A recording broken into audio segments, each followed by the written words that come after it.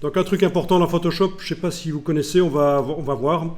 Là, je suis en train de dessiner sur le calque qui contient des pixels blancs pour empêcher qu'il y ait du noir à certains endroits, bien sûr. Donc, je dessine au pinceau en blanc avec mon pinceau à bord net.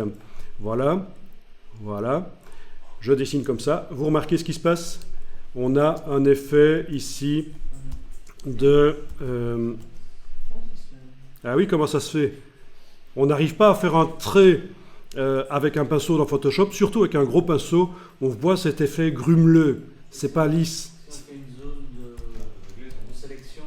Ah oui, on pourrait faire une zone de sélection, voire même la faire à la plume. On peut régler ça, oui. Où?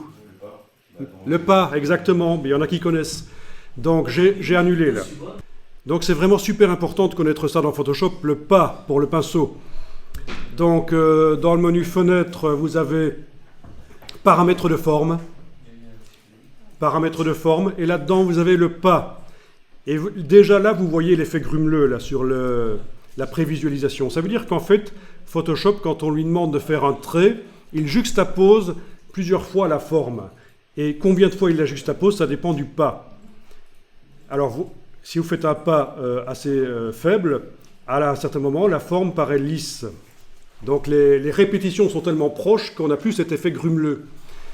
Sur des ordinateurs un peu faibles, ça va ramer. Hein. Si vous faites un pas, surtout si vous vous dites « tiens, je vais le mettre à 1%, ça ira bien », mais ça veut dire que par rapport à 10%, quand vous tracez un trait, il y a 10 fois plus de formes qui vont se mettre sur la... et peut-être de manière inutile, quoi.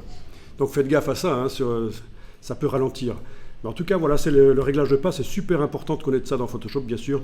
Et du coup, quand on trace, eh bien, on n'a plus cet effet grumeleux. Voilà.